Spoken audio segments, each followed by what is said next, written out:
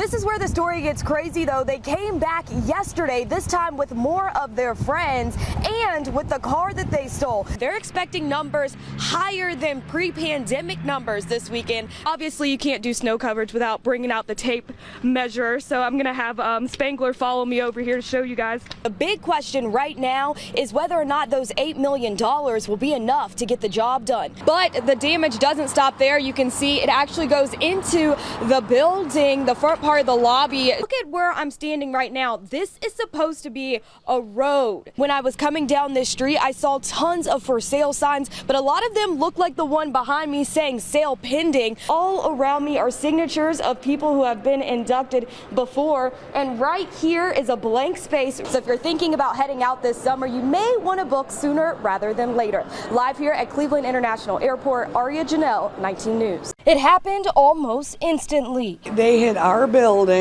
they hit the fence on the side of the other people's car, and then hit that building. So they just went through and took everybody out on this side. Parma police chasing down criminals. Debbie Bardowick is the office manager of Able Animal Hospital.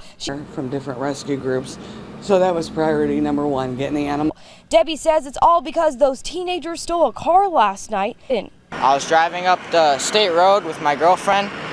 They opened the trunk and they throw out a spike strip. Next thing you know, I see it and I see the guy crashed. I've been here 21 years and it's just, you know, it's like home. So coming in and seeing this, and it was just all. For right now, she's focused on finding a place for her animals to stay. Nowhere for them to go. I hope they do learn a lesson from us. We've been open, we have patients, and we have clients that sit right there. If they Aria Janel, 19 News. No justice! No peace! No justice! It's happening right in your backyard. People pleading for a change in a system they say is corrupt, allowing judges to misuse their power. Our criminal legal system is racist, violent, and deeply unjust. Handing out what some believe are unjust and unfair sentences. Just this week, 2 women stood in front of judges waiting to hear their fate. Debbie Bosworth, the former clerk of the village of Sugar Falls, found guilty of stealing more than $238,000. Record should be clear that these are felonies of the 3rd degree. And in another Cuyahoga County courtroom was Carla Hopkins, a former Maple Heights High School secretary, found guilty of stealing more than $40,000. Pled guilty to a felony of the 3rd degree. There's a possible sentence of up to 36 months. The cases couldn't have been more similar, but when the gavel came down, the differences created an uproar. She will be placed on 2 years of probation. 18 months. But what created the disparity? Was it race, the judge, or the fact that one paid the money back and the other one hadn't? We took your questions to Supreme Court Judge Michael Donnelly. His response, shocking. You know, the sentencing laws that we currently operate provide extreme discretion to trial court judges to deal with sentencing criminal defendants, but there's no guardrails on the system.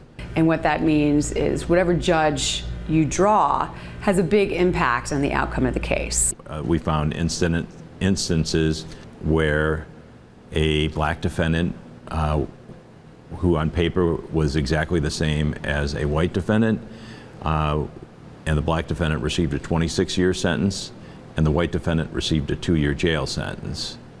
That's the kind of disparity that caused lawmakers in the state of Florida to react immediately and move in this direction towards the collection of necessary data. Judge Donnelly and others are pushing to have the state of Ohio to create a database like the one being tested out in Florida. It would list cases by race, gender, criminal background, and sentence. These are all important data points so that we can compare apples to apples and say, hey, wait a minute, Judge.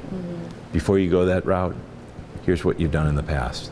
This tool could shed light on racial disparities and biases within the criminal justice system. It would allow for fair sentencings across the board.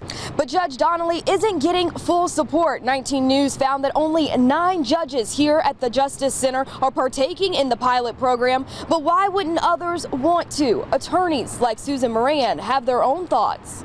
Well, it takes away the power a little bit, right? It challenges them. So, you know, a certain judge, certainly a judge that's been on the bench for 30 years, doesn't want to be told that they're doing it wrong, or that they lack perspective, or that they are out of line with everybody else.